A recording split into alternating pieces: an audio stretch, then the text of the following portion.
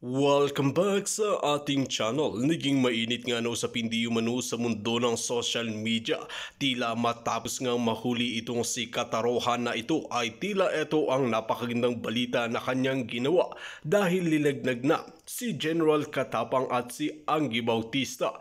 Makikita natin dito mga kaibigan na hindi naman talaga high profile itong si Katarohan na ito. Ngunit tila nagkakaroon nga ng kababalaghan. Ngayon nga ay nilaglag si Katapang at si Bautista kung ano nga ba talaga ang mga kabalbalan na nangyayari sa loob ng Bucor Bilibid. Dito nga natin makikita mga kaibigan na ang Bucor Bilibid na ito ay ito ang sentro ng mga pulburon at Mary Jane na tila pilit na inaalis ni DJ Bantag nung siya ang nakapwesto dito.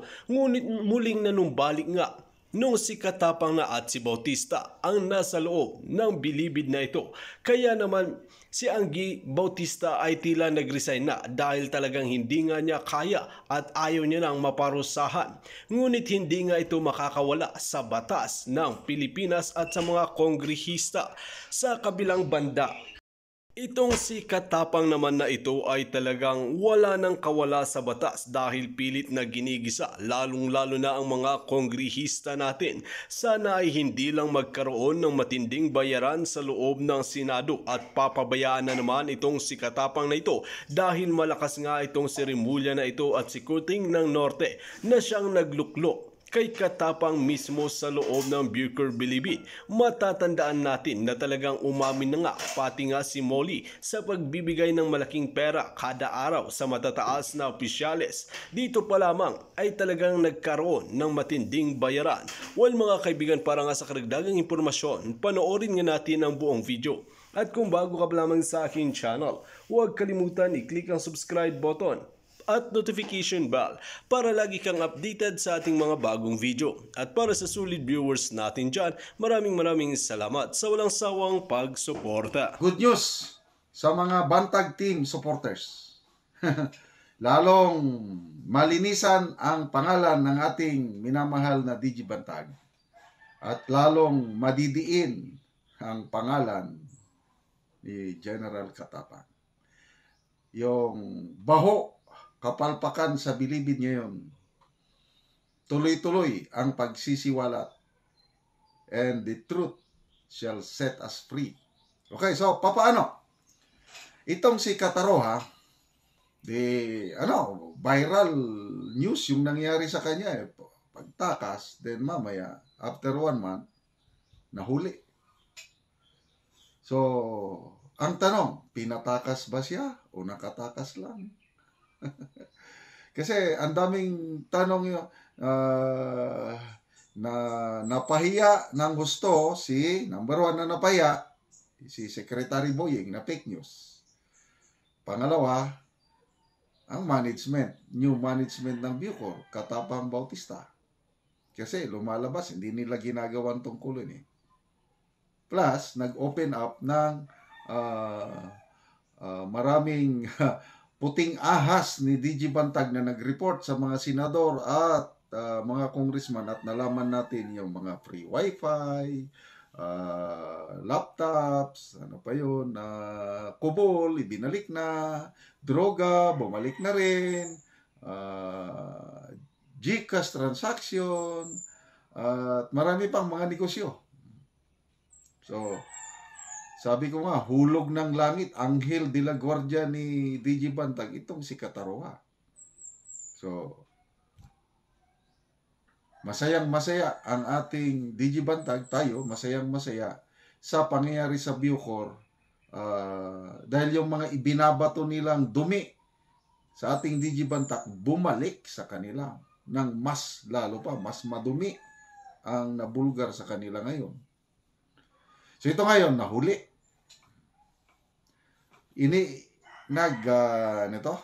Nag-promise ang Bucor na imbestigahan nila, but hindi ako maniniwala sa resulta ng Bucor na investigasyon. Bakit? They will do their best na tabunan kung ano ang tunay na pangyari. I'm sorry, yan ang aking analysis. Ang pag-asa natin na malaman yung katotohanan ay kung iba ang mag-imbestiga. So, sinong iba? Senado at Kongreso. So, I expect another Senate or Congressional hearing. Bakit? Kasi itong si Kataroha, nung in-interview siya ng media, specifically TV5, dahil doon ko narinig yung sabi niya, Senator Raffy Tulfo, tulungan niyo ako. Nabanggit niya yun.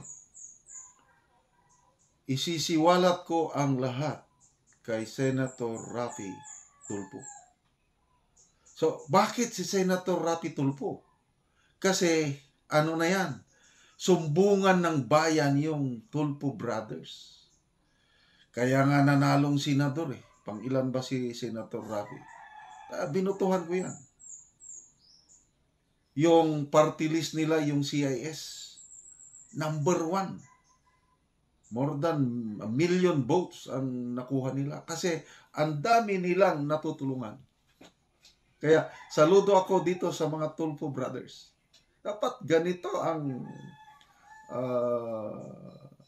dapat ilagay sa gobyerno na magserbisyo. Ang aking Mrs. Commander Julie, palaging nanonood sa mga programa nitong Tulfo Brothers. Pag may mga problema, naririnig ko na lang sa mga ordinaryong tawa, may problema, yung inaapi, naririnig ko, ipatulpo na yan. Patulpo na yan. May mga kaibigan akong Muslim Maranao, binisita ko last month. Problema nila sa lupa, na parang inaapi sila ng may umaagaw, at ang government agency, NIA, National Irrigation Administration, hindi pinapakinggan ang hinaing ng kaibigan ko. Nagpunta na kay Raffy Tulfo. Ganon ang tatak Tulfo. So, I'm sure, aaksyonan yon, makakarating yon kay Senator Raffy Tulfo. Baka sa ngayon is may ongoing coordination na para ma-interview ng Tulfo program yung itong si Kataroha, but I doubt kung payagan nila. Kasi nga malala ko parang bawal. Di ba isang issue yan kay DJ Bantag nung panahon ng kampanya last year, yung pinayagan niya si General Palparan na ma-interview ng SMNI. So naging issue yun na yun pa ang naging dahilan yung second 90-day suspension ni DG Bantag. Yung pagpayag na ma-interview si General Palparan. Iyan pala ang problema. I believe na may gustong isiwalat nitong si Kataroha. Hindi ako naniniwala na ordinaryong pagtakas yun. Kasi nga, maximum security compound. Parang imposibleng makatakas ka dyan. Lumalabas, parang andali niyang tumakas. So, naniniwala ko, there is something malalim ang dahilan kung bakit siya nakalabas. Kaya yan ang dapat nating malaman.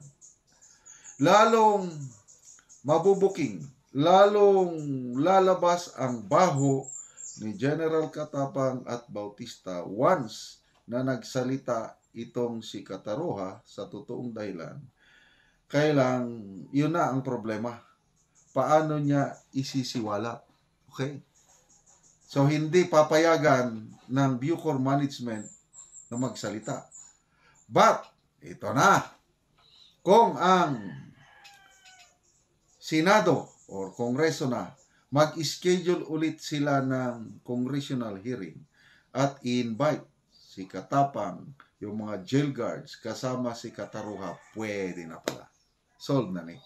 So, aabangan natin yan. Let's pray na matuloy yung next Senate or congressional hearing para magsalita si Kataroha dahil naniniwala ako na meron siyang pasabog, may bomba.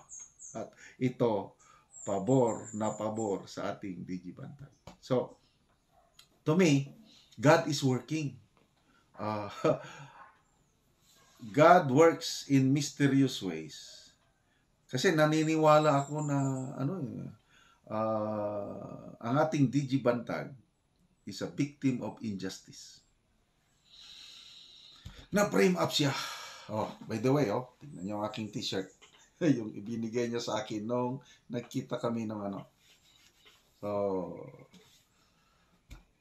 kung saan man siya ngayon nagtago-tago, let's pray for him. But I believe, ang pinaka-the best na taguan ng ating DG Bantag sa ating mga puso. Sorry, maraming Bantag fans na gustong magkaroon ng t-shirt ng ganito. Wala, hindi kayo nagpunta ng Baguio eh. So ilang t-shirt, mga 3, 4 ata na iba't ibang design ang meron ako nito. Yun ang aking memorabilia sa ating DG Bantag. Okay, so nagtatago siya sa ating mga puso at hindi siya mahuli ni Boying. So let's continue to pray for our DG Bantag. At ito, let's pray na una, yung security pala ni Kataroha kasi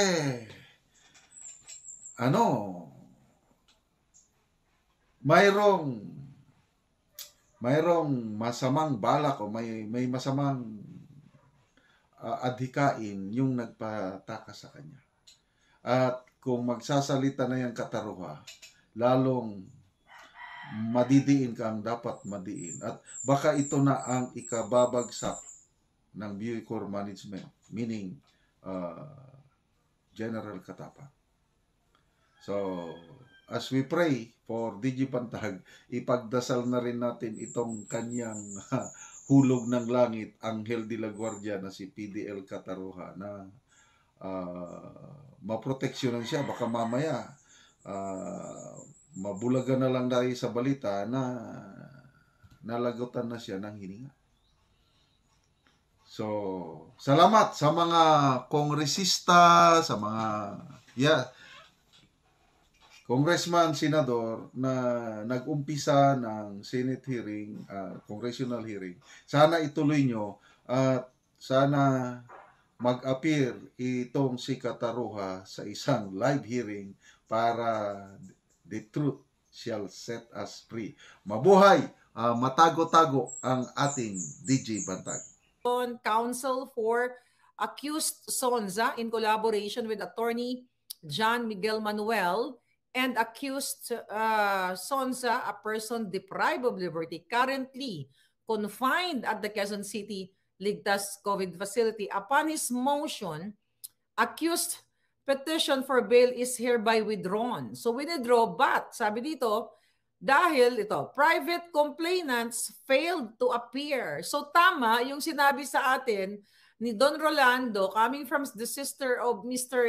J. Sonza, na wala ngang complainant. Okay? Walang nagpupush ng case na ito. So sabi dito, this is not the first time that they failed to appear upon motion of accused without objection on the part of the people, considering that with the non-appearance of private complainant, so the guilt of accused could not be proved, okay, beyond reasonable doubt. Could not be proved dahil nga wala namang hearing nagaganap dahil hindi nga nagpapakita itong certain na nagrereklamo sa kanya. So the instant case is hereby dismissed provisionally. So dinismiss siya provisionally, then subject to further whatever later, 'di ba? Kung mag-appear itong complainant na ito, mga palangga, yung nagdemanda sa kanya. So wala naman. So kaya nga dito, sabi dito, the jail warden facility and the male dorm QCJ is hereby ordered to release accused from detention. Ito, focus on this. Unless held or some lawful other cause. So true enough, kasi hindi pa siya nakakalaya hanggang ngayon, mga kababayan. Orlando Nicolas, Solid Maharlikan ako. Thank you. So, naalala ninyo, kahapon, ang sabi ko, ito ay politically motivated. You know, itong aking analysis dito. Alright? Kung matatandaan ninyo, kung babalikan, hindi pala matatandaan, check ninyo yung mga post ni Mr. J. Sonza. Duterte Marcos siya, actually pareho kami. Then later on, dahil nakita niya yung mga kabulastugan, naging critical siya. So actually, hindi naman siya ganun ka-critical like me. Dahil ako, minumura ko pa sila ng bonggang-bongga. But ganun pa man, tignan muna natin dito sa The Manila Times bago natin tuloy-tuloy yung reaction at bago natin sabihin kung si Liza Smugs ba ang nasa likod nito. Okay? Dahil ang babaeng yan ang punot dulo ng lahat ng kawalanghiyaan sa bayan natin. Sabi ng The Manila Times, okay? Jason sa ordered released but remains in jail. Former newscaster and talk show host Jason has been ordered released from detention following the dismissal of criminal cases filed against him before 2QC Quezon City Regional Trial Court but opted to remain in jail. Okay, kailangan siyang panatilihin daw sa jail dahil dito Sonsa's decision stemmed from another commitment order that was issued to him to remain. So to detain at the QCJ or the Quezon City Jail Quarantine Facility Barangay Payatas over a libel case filed against him. Over a libel case filed against him. Filed pa lang. Hindi pa siya convicted katulad ni Maria Ressa. Okay? Alright. Then, gusto siyang panatilihin sa jail dahil meron pa siyang nakabinbin na kaso. Mga kababayan, hindi siya convicted. Wala pang hatol, wala pang verdict. Pero ang QCJ ay malamang sa malamang ay may basbas yan ng ahas. Hindi pa siya convicted eh. Bakit siya i-remain sa kulungan? I hope yung mga abogado ni Mr. Jason ay magagaling at ilaban niyo po yan. Next dito sa article, a jail official who requested anonymity told the Manila Times via Viber that Sonza, who reportedly refused to talk with anyone, even with some politicians, until his cases were over. Alam mo, kaabang-abang to eh, yung pagsasalta ni Mr. Jason. Kaya malalaman natin sa kanya direct from his statement later and I can't wait for that. Okay? Sabi ko, gusto na pinili niyang manahimik muna. Okay? Ayaw niya muna magsalita. Okay? By Friday, his libel case will be heard. Tong Friday na ito, his libel case will be heard and he is expected to post bail amount 10,000 for his temporary liberty. Ihir pa lang siya. Again, hindi pa nga siya convicted pa lang eh. Another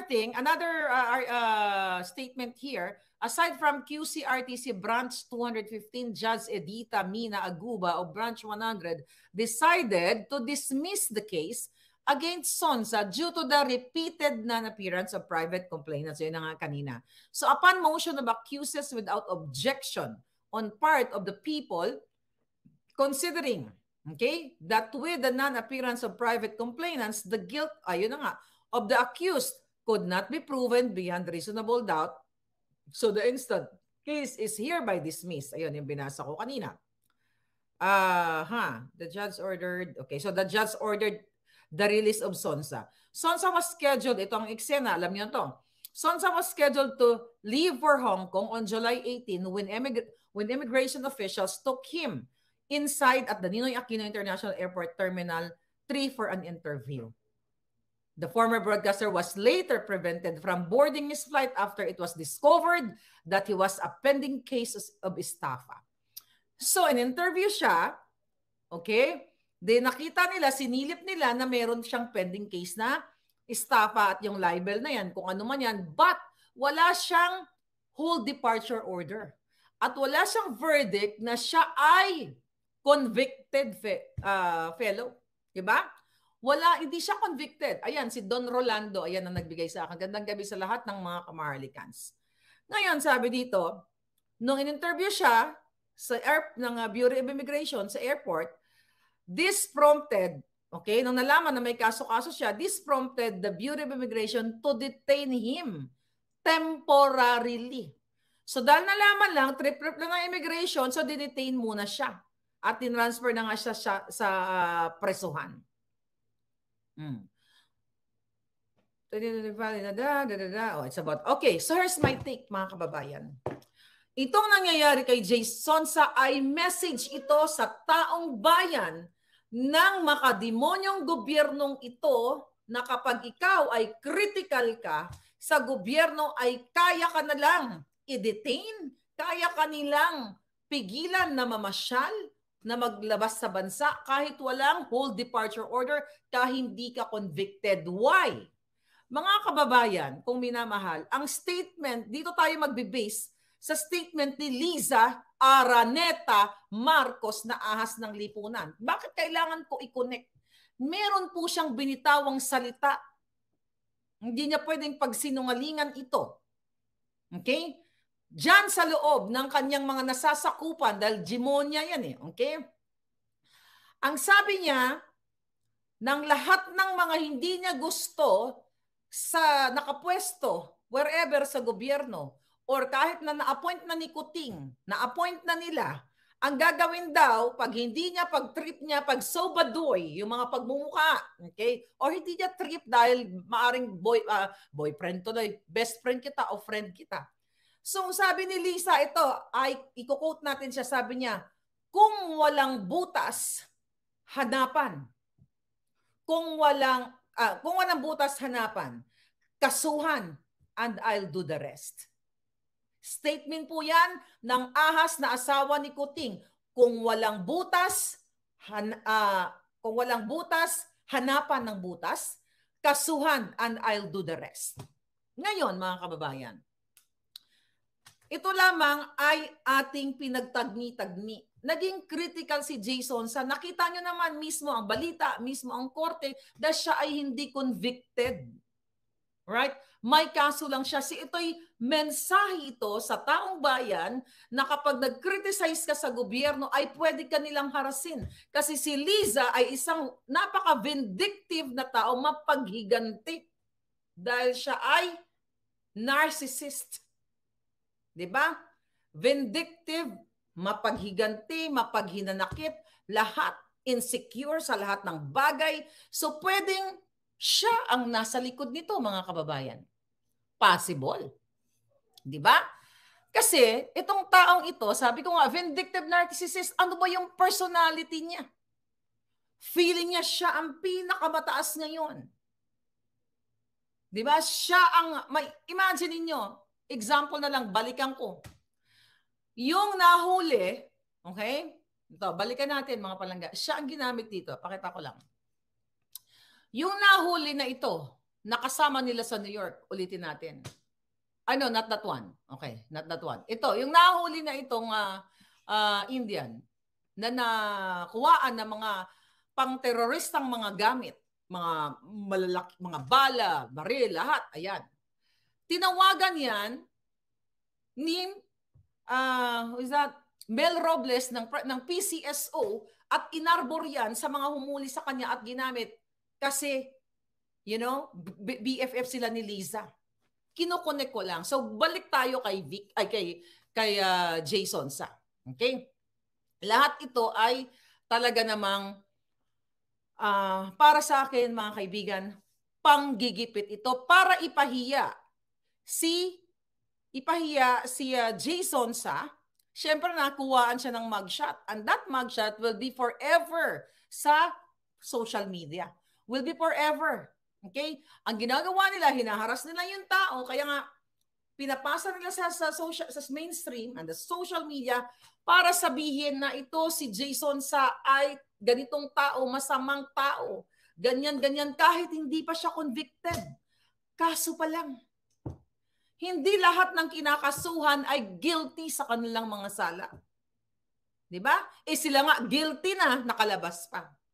So ito po ang sinasabi ko kahapon sa inyo na alam ko politically motivated ito. Bakit i-detain pa siya? Bakit nag-order na yung korte? May kaso pala. Let him face it sa Friday. 'Di ba? Bakit pinipigilan siya? Kasi pinipigilan siyang magsalita. Kung sino man yon, dapat suportahan natin si Jason sa tayong lahat ng mga mamamayan dahil message to sa ating lahat na pwede kayong sindak-sindakin, hahanapan kayo ng gobyernong ito ng butas. Butas. Ano yung butas? Actually, pwede kang tamnan. Diba? Pwede kang tamnan at sasabihin na ganito, na ganyan. Kasi critical ka sa gobyernong ito. Ito na ang pinaka-worst na gobyerno, ang Kuting at Ahas, Kuting Marcos at Ahas Araneta. Naalala niyo yung ginawa nila sa akin? Ito sa pamamagitan ni Tonying Taberna, na buwaka ng inang mga hindot na yan. Anong pinalabas nila sa media? Recently lang. Ang sinasabi, Maharlika, may warrant of arrest. Sinilagay ako sa PEP, nilagay ako sa mga balita, pero actually hindi nila inilagay ang buong pangalan ko. Ano ang mensahe nito? Paano ako bibigyan ng warrant of arrest ni isang kopya ng kaso na sinasabi na ako ay may sinabi sa anak ni Tonying ay walang nakarating sa akin? And the fact na ang libel case na sinasabi niya is territorial, meaning mga palangga, it's null and void, it's kasinungalingan kasi nasa Amerika ako, nasa Pilipinas siya, definitely, kung meron man akong na-commit na libelous statement against sa kanyang anak, which is wala, hindi pa rin ako cover, hindi pa rin applicable. But anong ginawa yan? Utos ni Lisa yan. Utos ni Liza Araneta Marcos Ahas para takutin ako, not only me, kasama po ang buong Pilipinas, buong Pilipino, para hindi kayo magsalita against sa government na ito. Di ba? Ang sinasabi dyan ng PEP, tignan ko lang, balikan natin. Ito ginagawa kay Jason sa at ginagawa sa akin mga palangga. Ito ay isang panghaharas. Gusto tayong takutin na huwag magsalita. Pero ako ay isang sundalo habang nasusugatan, lumalaban para wakasan itong mga ahas na ito sa lipunan, mga palangga. Temporary lang sila. Tayo forever, ang power natin to speak up. Okay. Kailan to pinalabas ni Tonying? July 27, actually. Kasong cyber libel na isinampa ni Anthony Taberna sa isang vlogger, uusad na. O mga ganyan-ganyan. O ano sabi ng PEP? Umakyat na sa korte ang kasong libel na isinampa ni Anthony Taberna laban sa vlogger na si Maharlika. Never ever nila na-mention ang real name ko dyan. This is actually invalid kasi kung talagang merong kaso, yung PEP siguro umiiwas din sila kasi pwede ko kayong buweltahan eh. Gusto nyo kanya-kanya tayong buweltahan, di ba? Oh, sabi nito ni, hinamon ko nga siya dito, di ba? Bibigyan ko siya ng, magkano ang hamon ko sa kanya? 20 million.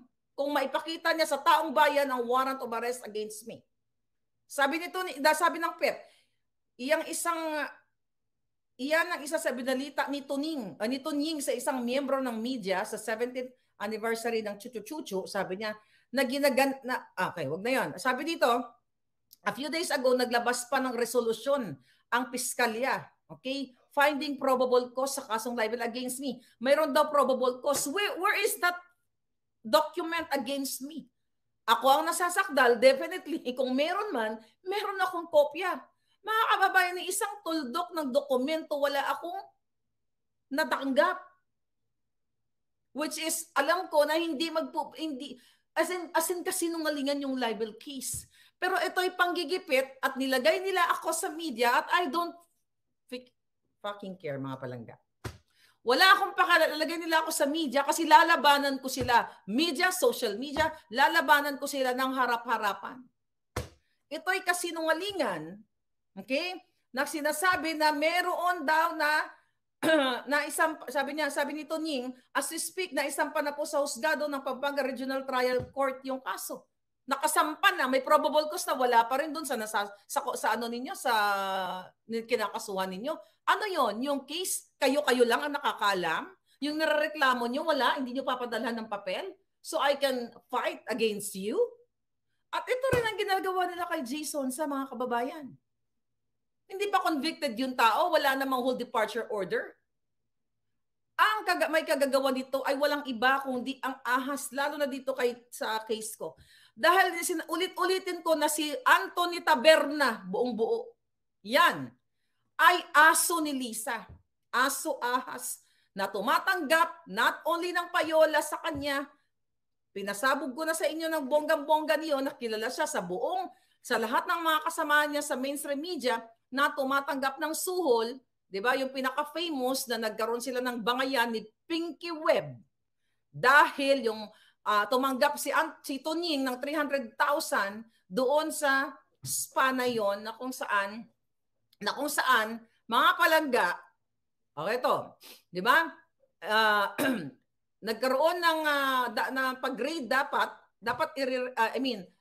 nagkaroon ng raid, okay, sa Dusit Thani sa spa kung saan ang may-ari doon o manager doon ay nagbigay kay Tunying ng 300,000 para hindi na ma-raid. Kaso lang, nabuking ni Pinky Web, so yun ang nangyari. Nung nalaman niya, tumawag siya ng ibang grupong pulis, kaya pinaraid niya yung spa na yun. Kaya nagreklamo yung manager na nagbigay ng 300,000 kay Tuning, di ba? Tapos pinaraid nila. Kaya jutang dyan na Katuning, dapat nga in-expel ka na dyan sa ano mo sa yung kung saan ka man naaanib.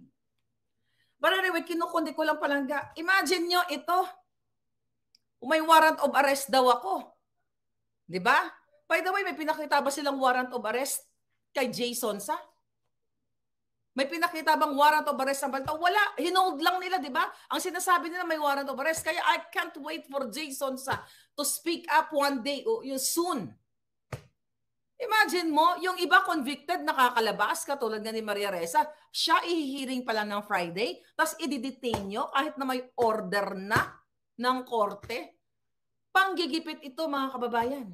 Manggigipit ito, hindi lang sa pula, sa puti, sa dilaw, lahat tayong Pilipino, kahit sinong sinuportahan mo.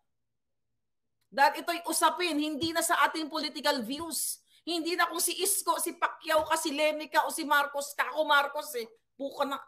Botang ina nila Di ba? Ito po ay usapin nating mga mamamayan na kailangan natin magbuklod kahit ano ang kulay mo dahil pwede ka. Nating iba natuwa. Kinutya nyo si Jason sa. Yung mga nakikita ko, yung mga supporters ni Lenny. Hindi niya ba napapansin, critical na siya sa government? Like ako, critical ako sa gobyerno. Natuwa pa kayo? Hindi kayo dapat matuwa dahil ito'y pwede rin mangyari sa inyo, mga kapalangga.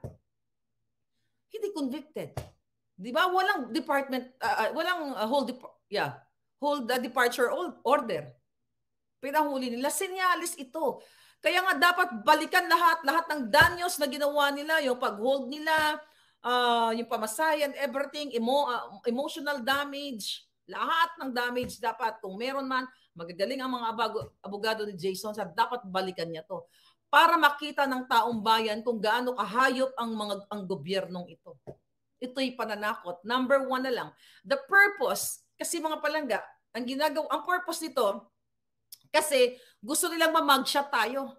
Mamagshot tayo. Mapahiya tayo kasi nga, ini-insinuate nila sa taong bayan na ikaw di ba kayo, ganun ang thinking ninyo Kapag ang tao ay na-mugshot, convicted na, masamang tao na may kaso na. Imagine mo, minagshot nila si Mr. Okada, Kazuo Okada, founder ng Okada Manila, multi-billion business yan, mga palangga.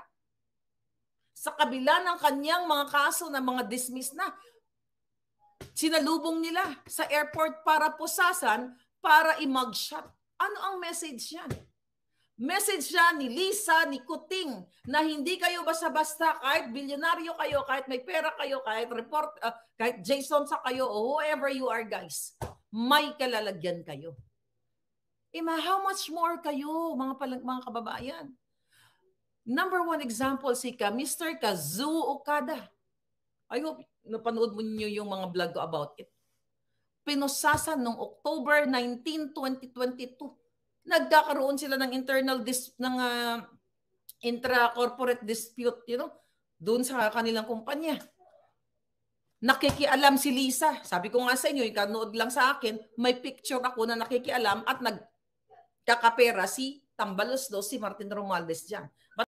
Well mga kaibigan, dito natin mapapatunayan na talagang pati nga si Lisa Smugs na ito ay talagang pilit na hindi pinapakawalan si Jason sa. Kahit na talagang wala itong kinalaman ay talagang pilit na ipapakulong ito at hindi na papalayain. Ngayon pa lamang ay talagang inuubos na ni Lisa Smugs ang mga sumisira sa government ni Lisa Smugs na ayaw ibulgar ang mga makatotohanang balita dahil ang mainstream media talaga ay tahimik sila pagdating kay Kuting ng Norte at kay Lisa Smugs at sa mga kabalbalan na kanilang ginagawa. Kung kayo ang tatanungin mga kaibigan, ano ang inyong mga opinyon? Just comment below sa ating comment section at ating pag-uusapan.